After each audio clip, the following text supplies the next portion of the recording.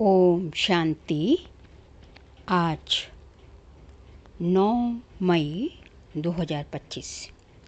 आज के ईश्वरीय महावाक्यों में हमारे परमपिता परमात्मा शिव कहते हैं, मीठे बच्चे, तुम्हें नशा रहना चाहिए कि जिस शिव की सभी पूजा करते हैं वह अभी हमारा बाप बना है। हम उनके सम्मुख बैठे हैं। तुम्हें नशा रहना चाहिए कि जिस शिव की सभी पूजा करते हैं वह हमारा अभी बाप बना है। हम उनके सम्मुख बैठे हैं। प्रश्न: मनुष्य भगवान से क्षमा क्यों मांगते हैं? क्या उन्हें क्षमा मिलती है? उत्तर: मनुष्य समझते हैं हमने जो पाप कर्म किए हैं उसकी सजा भगवान धर्मराज से दिलाएंगे, इसलिए क्षमा मांगते हैं। लेकिन उन्हें अपने कर्मों की सजा कर्म भोग के रूप में भोगनी ही पड़ती। भगवान उन्हें कोई दवाई नहीं देता। गर्भ जेल में भी सजाएं भोगनी है। साक्षात्कार होता है कि तुमने ये किया है, ईश्वरीय डायरेक्शन पर नहीं चले हो, इसलिए ये सजा है। गीत: तूने रात गवाई सोई के, दिन गवाया खाई के। ओम शांति। ये किसने कहा? रूहानी बाप ने कहा। वह है ऊंच ते ऊंच, सभी मनुष्यों से भी, सभी आत्माओं से भी ऊंचा। सब में आत्मा ही है ना। शरीर तो पाठ बजाने के लिए मिला है। अभी तुम देखते हो सन्यासियों आदि के शरीर का भी कितना मान होता है। अपने गुरुओं आदि की कितनी महिमा करते हैं। ये बेहद का बाप तो गुप्त है। तुम बच्चे समझते हो शिव बाबा ऊंच ते ऊंच है, उनसे ऊंच कोई है नहीं। धर्मराज भी उनके साथ है, क्योंकि भक्ति मार्ग में क्षमा मांगते हैं। हे भगवान, क्षमा करना। अब भगवान क्या करेंगे? यहाँ गवर्नमेंट तो जेल में डालेगी। वह धर्मराज गर्भ जेल में दंड देते हैं। भोगनी पड़ती है, जिसको कर्म भोग कहा जाता है। अभी तुम जानते हो कर्म भोग कौन भोगते हैं, क्या होता है? कहते हैं, हे प्रभु क्षमा करो, दुख हरो, सुख दो। अब भगवान कोई दवाई करते हैं क्या? वह तो कुछ कर न सके। तब भगवान को क्यों कहते हैं?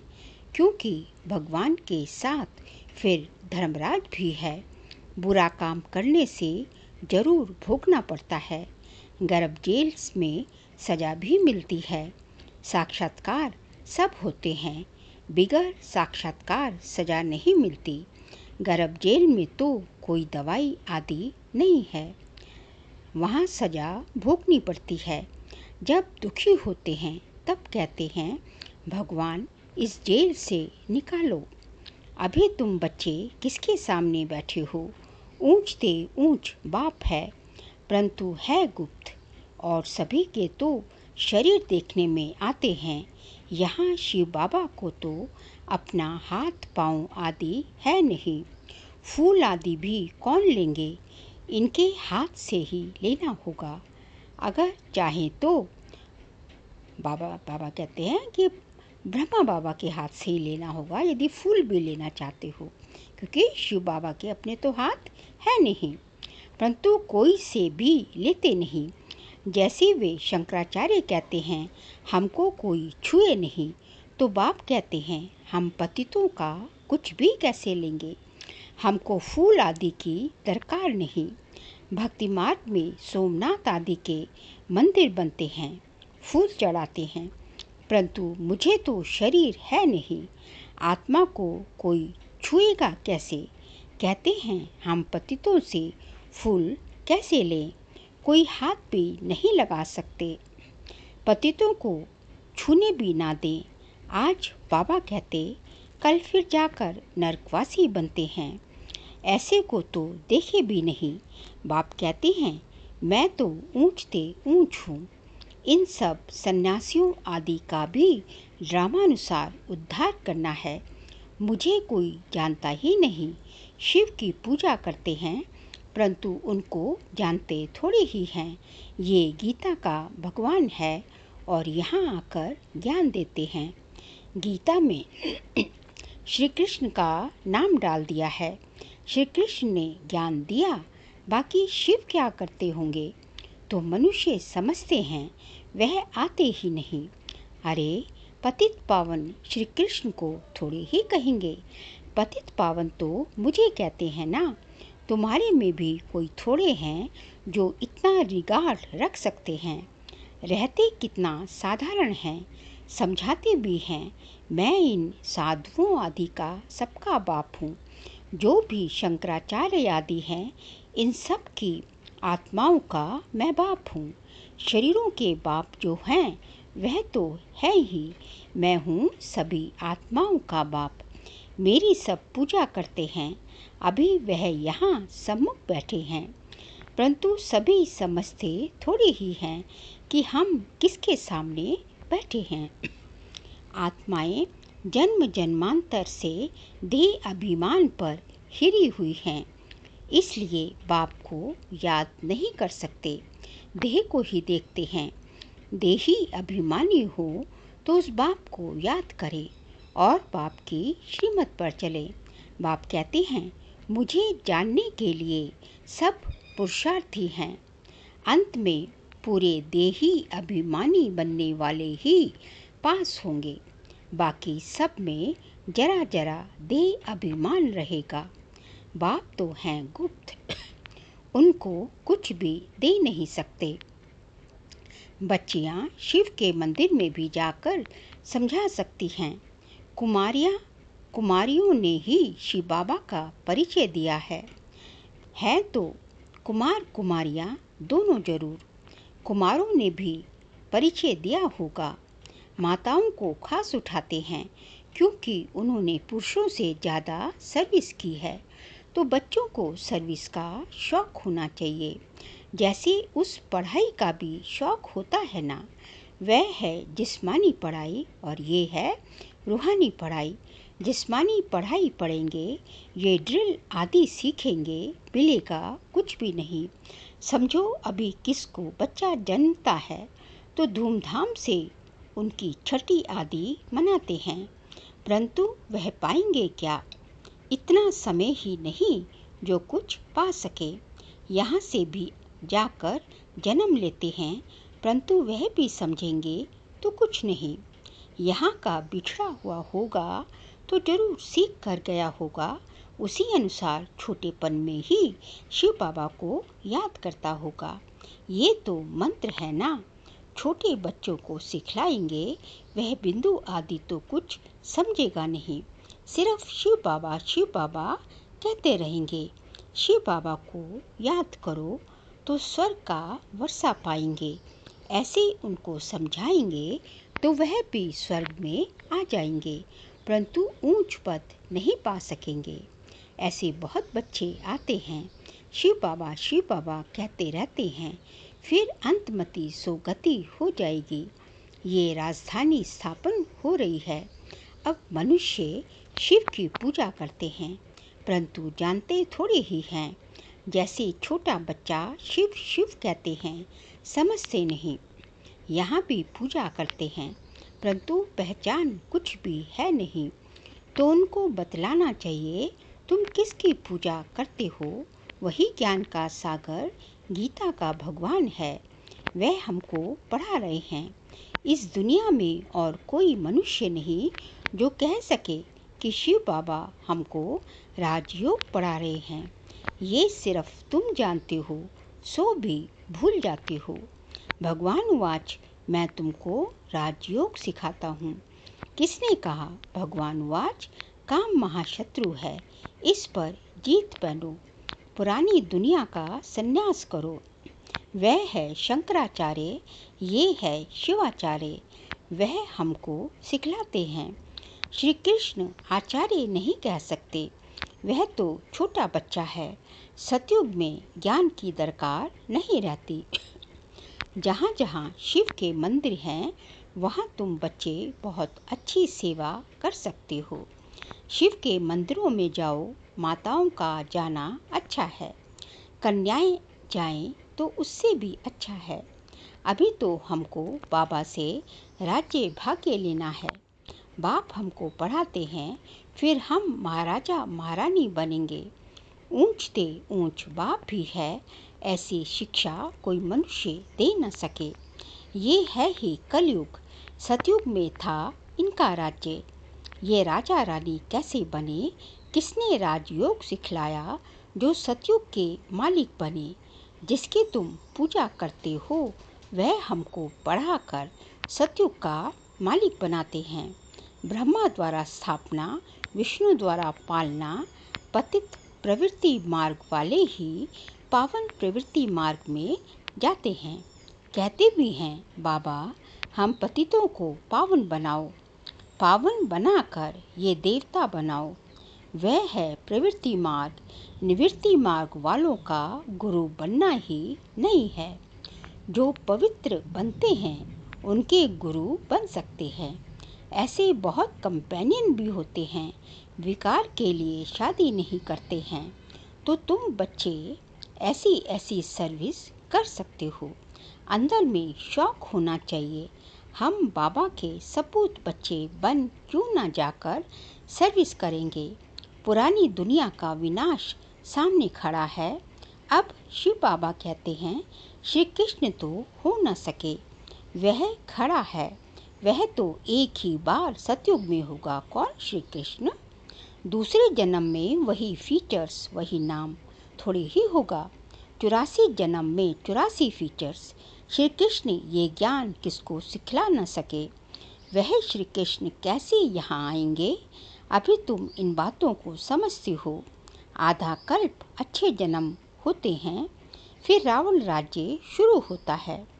मनुष्य हूबहू जैसे जानवर मिसल बन जाते हैं, एक दो में लड़ते झगड़ते रहते हैं।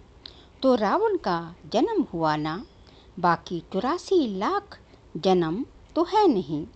इतनी वैरायटी है, जन्म थोड़े ही इतने लेते हैं। तो ये बाप बैठ समझाते हैं। वह है ऊंचते ऊंच भगवान। वह पढ़ाते हैं नेक्स्ट में, फिर ये भी तो है ना।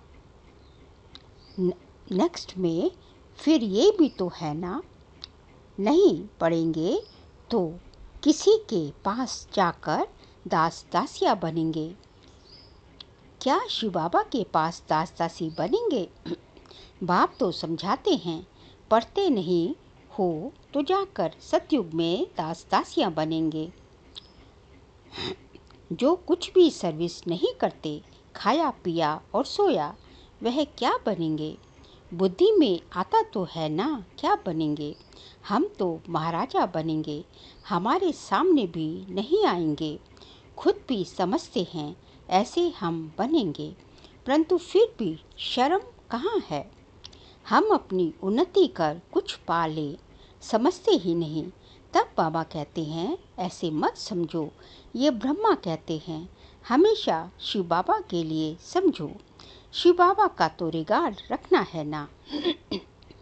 उनके साथ फिर धर्मराज भी है, नहीं तो धर्मराज के डंडे भी बहुत खाएंगे। कुमारियों को तो बहुत होशियार होना चाहिए। ऐसे थोड़ी ही यहाँ सुना, बाहर गए तो खलास। भक्ति मार्ग की कितनी सामग्री है। अब बाप कहते हैं विष छोड़ो, स्वर्गवासी बनो, ऐसे ऐसे स्लोगन बनाओ, बहादुर शेरनियाँ बनो। बेहद का बाप मिला है, फिर क्या परवाह। बेहद का बाप मिला है, फिर क्या परवाह। क्या कहा जाता है ना कि परवाह थी उस पार रहने वाले परमात्मा की, तो वो मिला तो किसी की क्या परवाह। भक्ति मार्ग की कितनी सामग्री है। अब बाप कहते हैं विष छोड़ो, स्वर्गवासी बनो, ऐसे ऐसे स्लोगन बनाओ, बहादुर शेरनियाँ बनो। बेहद का बाप मिला है, फिर क्या परवाह। गवर्नमेंट धर्म को ही नहीं मानती है, तो वह फिर मनुष्य से देवता बनने कैसे आएंगे? वह कहते हैं हम कोई भी धर्म को नहीं मानते, सबको हम एक समझते हैं, फिर लड़ते झगड़ते क्यों हैं? झूठ तो झूठ सच की रत्ती भी नहीं है। पहले पहले ईश्वर सर्वव्यापी से ही झूठ शुरू होती है। हिंदू धर्म तो कोई है नहीं, क्रिश्चियन का अपना धर्म चला आता है, वह अपने को बदलते नहीं हैं। ये एक ही धर्म है जो अपने धर्म को बदल हिंदू कह देते हैं और फिर नाम कैसे कैसे रखते, श्री श्री फलाना। अभी श्री अर्थात श्रेष्ठ है कहाँ? अभी श्री अर्थात श्रेष्ठ है कहाँ? श्रीमत भी किसी की नहीं। ये तो उन्हों की आयरन एजिड मत है, उनको श्रीमत कैसे कह सकते हैं? अभी तुम कुमारियाँ खड़ी हो जाओ तो कोई को भी समझा सकती हो, परंतु योग युक्त अच्छी होशियार बच्चियाँ चाहिए। अच्छा मीठे मीठे सिकिल दे बच्चों प्रति माता पिता बाप दादा का याद प्यार और गुड मॉर्निंग। रूहानी बाप की रूहानी बच्चों को नमस्ते। हम रूहानी बच्चों की रूहानी बाप दादा को नमस्ते नमस्ते नमस्ते। सार के लिए पॉइंट है, अपनी उन्नति करने के लिए बाप की सर्विस में तत्पर रहना है। सिर्फ खाना पीना सोना ये पद गंवाना है, सिर्फ खाना पीना सोना ये पद गंवाना है। सेकंड पॉइंट, बाप का और पढ़ाई का रिगार्ड रखना है। देही अभिमानी बनने का पूरा पूरा पुरुषार्थ करना है। बाप की शिक्षाओं को धारण कर सपूत बच्चा बनना है। आज का बाबा का वरदान है, सेवा करते उपराम स्थिति में रहने वाले योग युक्त युक्ति युक्त सेवाधारी भव। सेवा करते उपराम स्थिति में रहने वाले योग युक्त युक्ति युक्त सेवाधारी भव। जो योग युक्त युक्ति युक्त सेवाधारी हैं, वह सेवा करते भी सदा उपराम रहते।